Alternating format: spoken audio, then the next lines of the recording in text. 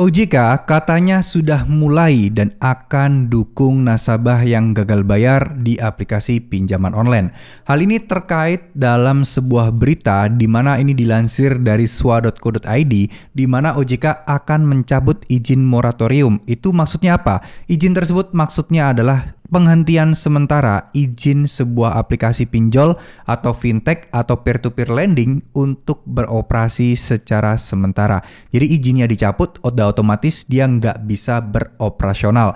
Mau itu mencairkan pinjaman, mau itu pengajuan, mau itu penagihan akan dibekukan sementara. Artinya ya pinjol itu akan kayak dalam tanda kutip bangkrut gitu ya teman-teman ya, karena aturan tersebut makin dipersulit.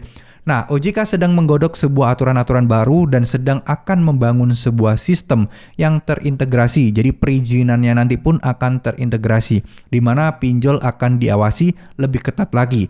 Nah, ini juga OJK bekerja sama dengan Menkominfo ya untuk memproses segala sistem yang ada untuk mendukung OJK agar bisa memberikan pengawasan yang maksimal kepada aplikasi pinjaman online. Jadi dari berita ini saya ambil kesimpulan bahwa ini merupakan salah satu bentuk langkah OJK untuk memberantas pinjol-pinjol yang melanggar aturan, yang penagihannya itu di luar batas, dan juga yang meresahkan banyak masyarakat.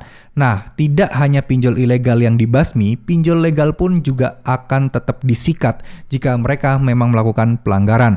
Nah, kalau udah tersistem, saya yakin sih akan sulit ya. Ada yang jalur belakang, ada yang pakai cara-cara curang, akan sulit. Karena kalau pakai sistem semuanya akan terdeteksi dan harapannya juga semua transaksi akan real time masuk dan bisa diawasi oleh OJK.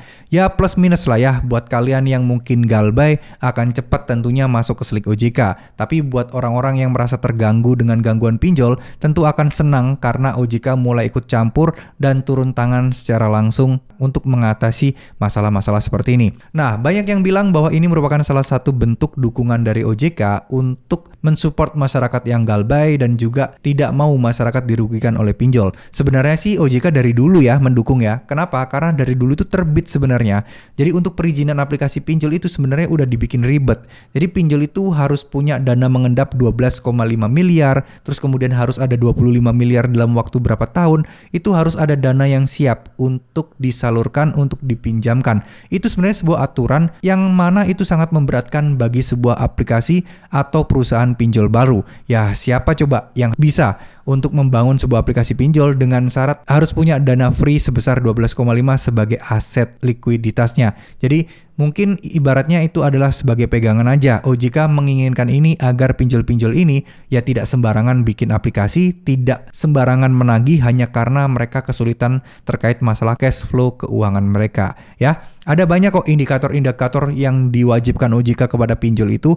Cuman ya memang karena terlalu banyak masalah galbay, terlalu banyak oknum-oknum yang bermain di dalam pinjol-pinjol, ada yang curang tapi nggak ketahuan, ada yang normal-normal aja, ya beragam lah ya, namanya juga oknum. Kita tidak pernah tahu mana yang bisa melakukan dengan sesuai aturan, mana yang tidak. So buat kita sebagai para nasabah, sebagai orang-orang yang mungkin akan atau calon nasabah dari pinjol-pinjol tersebut, sebaiknya kita tetap kritis, tetap hati-hati, tetap waspada. Kalau memang ada pilihan untuk tidak otak-atik atau tidak coba-coba pinjol, ya harapan saya kalian tinggalkan pinjol aja. Kalau ada alternatif lain, kenapa harus minjol? Gitu ya teman-teman ya. Karena resiko pinjol itu lebih besar ya. Ini masalah data pribadi kita itu juga jadi sensitif kalau ngomong-ngomong soal pinjol. Karena bisa jadi mereka bisa menyebarkan data pribadi kita. Oke lah, mungkin pinjolnya tidak akan menyebarkan data kalian, tapi oknum di dalamnya kan ada kemungkinan tuh bisa menyebarkan data kalian. Nah inilah yang harus kita waspadai.